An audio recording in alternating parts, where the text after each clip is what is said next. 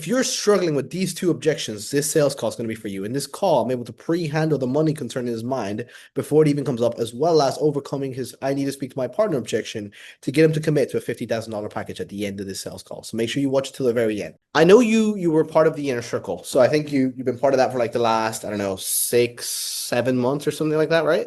Yes. Okay. How's that been going for you so far? It's been going great.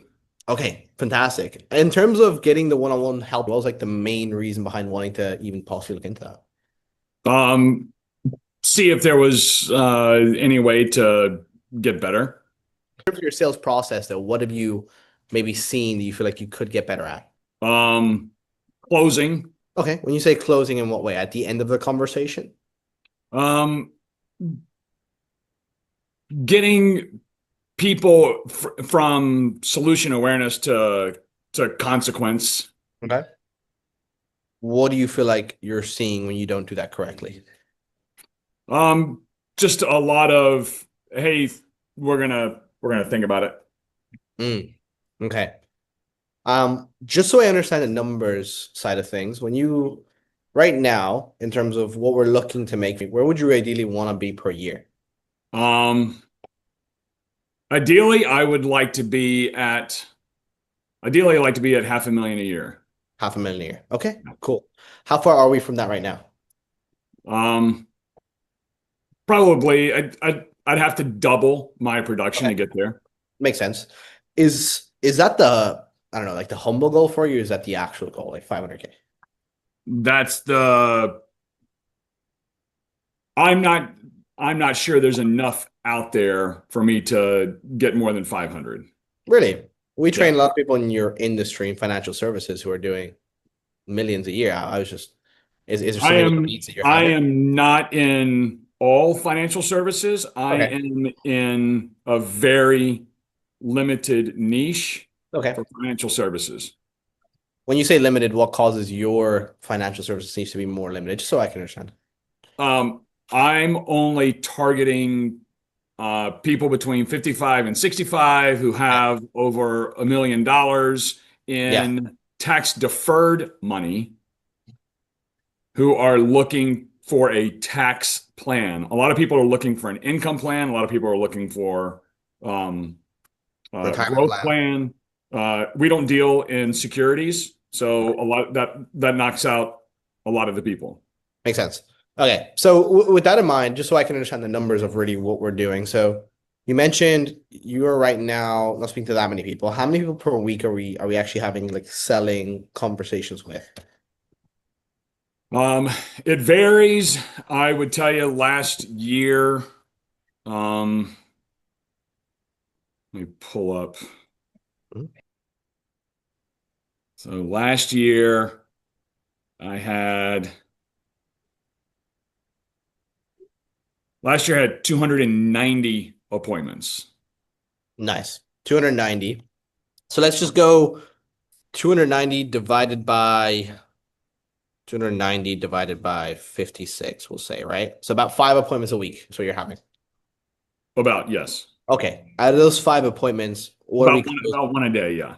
One a day. Yeah, that makes sense. How many of them are we closing? So I have a two-step close. Okay. So I had 45 that went from that I closed from step one to step two. Okay.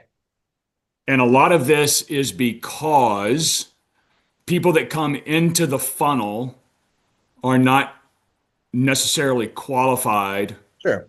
um, heading So into the 20.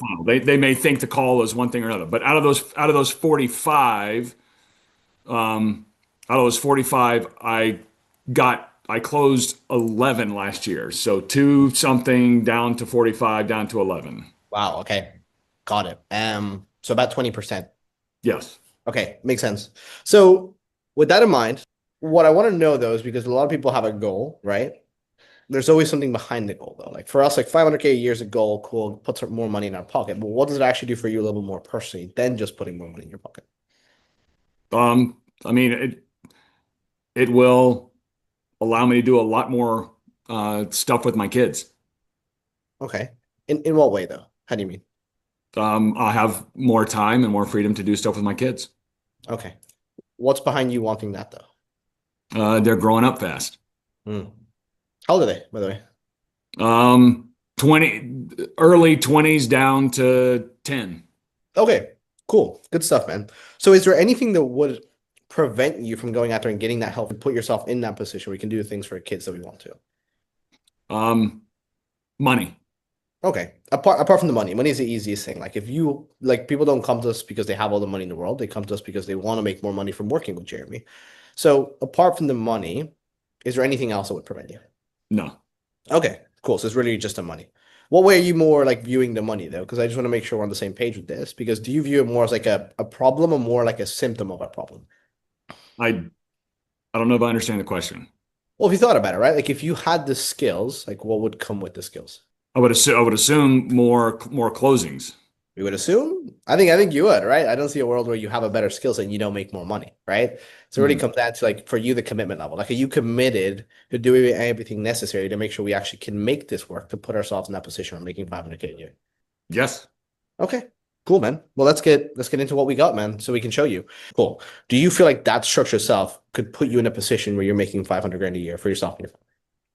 Yes. Okay. And why do you feel like it could for you a little bit more personally though?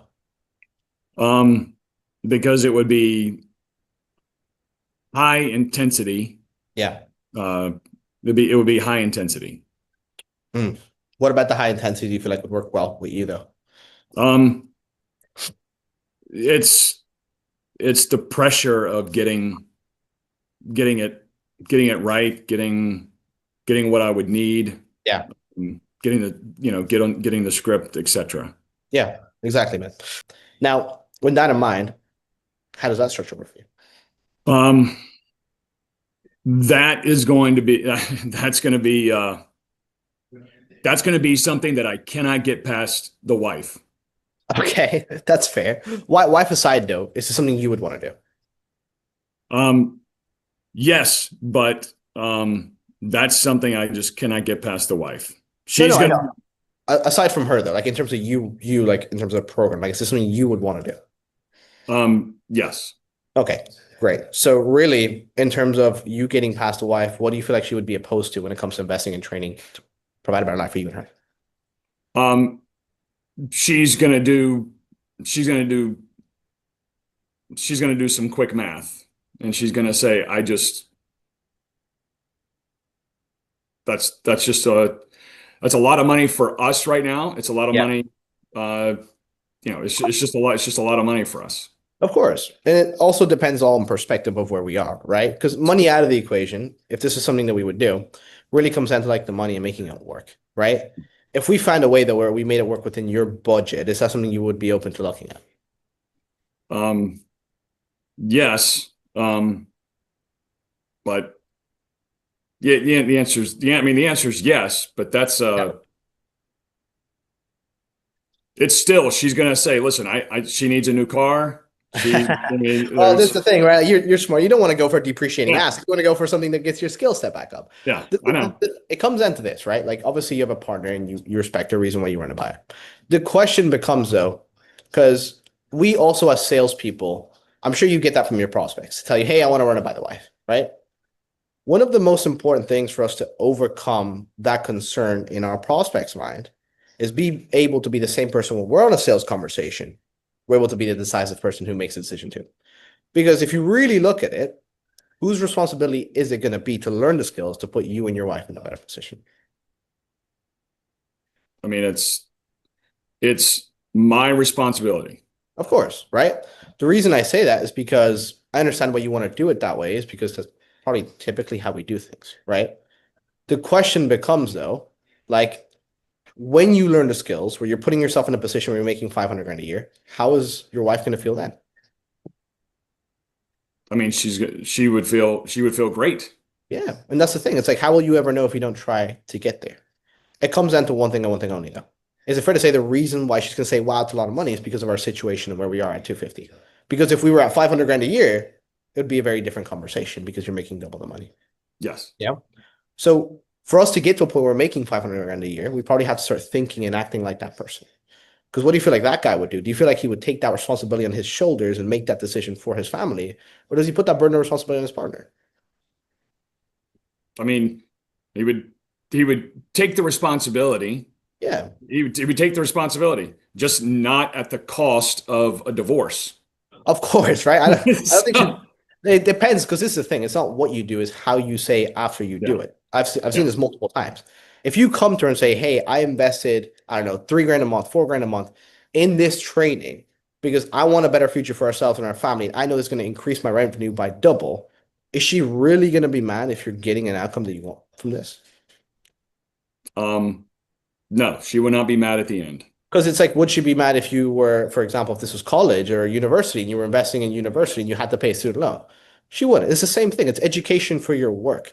There's a write-off for you at the end of the year, regardless, that you're going to get. That's going to actually be an advantage to you next year because you're going to get a write-off on your taxes because you're investing in education. So is she really going to be mad at you investing in something that's for your skills to make more money to put you and her in a better position? I think Yeah, it I comes mean down to, she would love the end result. That is of course. absolutely true. But how can we get there if we don't do it? And that's the thing. It's the hardest part about being a man is that we have to take that responsibility on our shoulders and make that decision for us. Because if we don't, they don't know our situation. They're not in sales every day. They don't know the help that we need. They don't know the objections we're struggling with. They know a surface level understanding of it. It's like you wouldn't go in and ask her how to, like, I don't know, if she was a doctor or nurse, for example, how to do an operation. You wouldn't ask her how to do that because that's not something you have the knowledge in. Same thing here. She Yeah. doesn't have the knowledge and expertise like me and you do. But it comes down for you understanding that is what responsibility do we have to take on our shoulders in making this decision so we can put her in a better position at the end of the day? Because we can use them as motivation, our family, our kids, our wives, to push us to get to that goal. We also can't use them as a reason to why we don't do it though. It really comes down to what way are you going to use them? Are you going to use them as the motivation to why you do this, why you take leaps, why you take decisions to put them in a better position, or the reason to why you don't do this? All right, you should have it. Great. Says I completed or something on your end. Just transaction was successful. You see it? Oh, yeah, yeah, yeah. Okay, cool.